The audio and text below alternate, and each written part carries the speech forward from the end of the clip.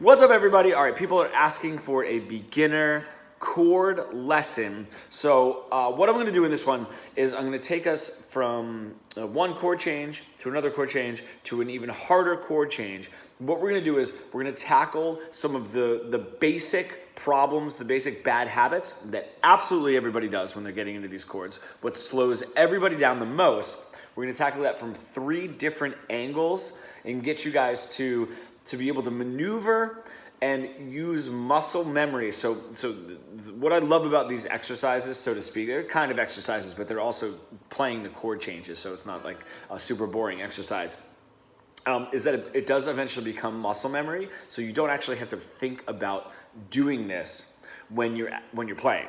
You kind of do this in your training, so to speak, and then when you go to play, it's just going to start moving itself in as muscle memory, and not something that you have to think about. So first part is I want you guys to know these 2 chords, E major to A minor, which I'm sure some of you guys do. If you don't, look that up. I don't want to get into that. I just want to get into the physical part of this lesson. So the first thing that we really need to break out of is going back to what I call ready position. So you have E, and then everyone kind of goes back to here. They think about their A minor. They go down A minor, right? What this is going to do is this is going to teach our hand to not move out of a position when it doesn't need to. And it does not need to. The reason being is if you have your right thumb position, right? Your thumb position is back here right behind your chord, just like this, right? All right? You will not lock that thumb in so that thumb never pops off the neck. And all you're doing is E major, moving everything down 1 string, A minor. So everything moves together, all right? That might be a little bit difficult for some people, right? And you might want to do like 1 finger at a time, all right, which isn't bad. But I want to try to get, for this specific exercise, for these 2 changes, is to get everything to move all together because it can. Because you're just moving down and moving back up. So everything can kind of lock in. It's almost like your fingers are glued together up here, So that's what I really want you guys to focus on. And just a little second step in there is if you can drag your fingers down. So at no point are those 3 fingers ever not touching a string, okay? So you're dragging them down. You're not lifting them off the strings and down. You're literally touching the strings and dragging them all down. All right, that's number 1. That is really, really going to help with cutting down on range of motion and why we're all struggling playing these chords. The next one is very similar, same concept. The reason that I like using these chords is this is a very open chord thing. So what I'm going to do is I'm going to take this G here. And I do want you to play the G with 3rd fret on both the 1st and 2nd string. The reason is we're going from that G to a C add 9. So just these 2 fingers move down. Now you're going to do the same thing. You're going to drag your fingers down and back, but you're going to nail these down. These will not move off of those 2 strings. Bop them up a little bit just to get up and over, that's fine.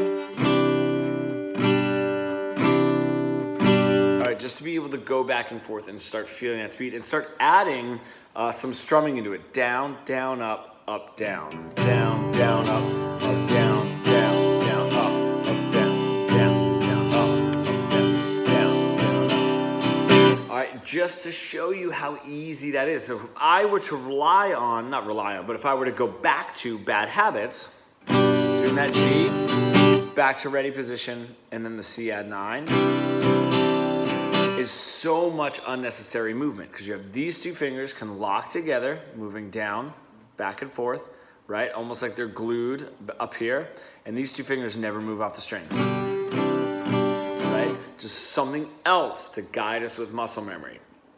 All right, so I want you guys to try that exercise. Now, the last one is a little bit more difficult, just for chord's sake, and it's something that the chords that everyone should know. We're just going to go to G.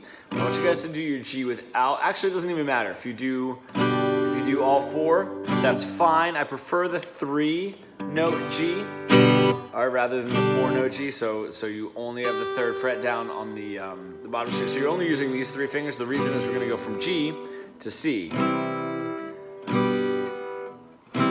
Now there's 2 phases I want you guys to take with this chord change, and depending on your level, okay? So for some of you absolute beginners, what I want you to try is leaving everything down and moving your 1st finger, your 2nd finger, and then your 3rd finger. Play C, right? And then you're gonna move your 1st finger, 2nd finger, and 3rd finger.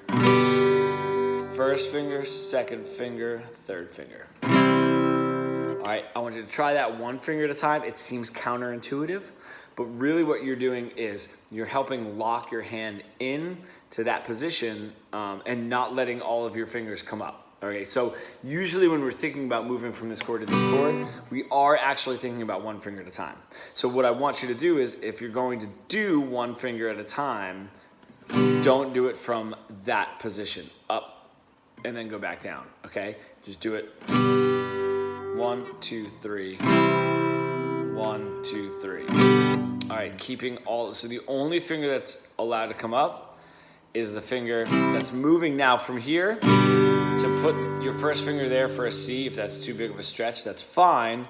Move this and these can kind of come back, just don't lift them up. All right, that's phase 1 of this particular exercise. And then 2 is trying to move all of your fingers at the same time, but dragging them lightly across the string so you don't actually fully lift up. So G, right, and then go to C, but don't let your fingers pop all the way back up here.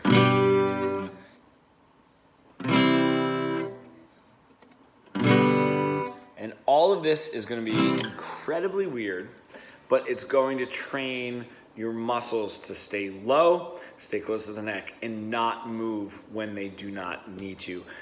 These 3 exercises tackle all of the problems that I've been seeing in my students for the past decade. So I really, really hope you guys like this lesson. And I will do a part 2 to this. Just comment below what you think the part 2 should be, and I'll do it. Just what you need to work on, what'll help, and what some other chords that I can use would be. And then we'll do it. Awesome, guys. Thank you. I appreciate it. See ya.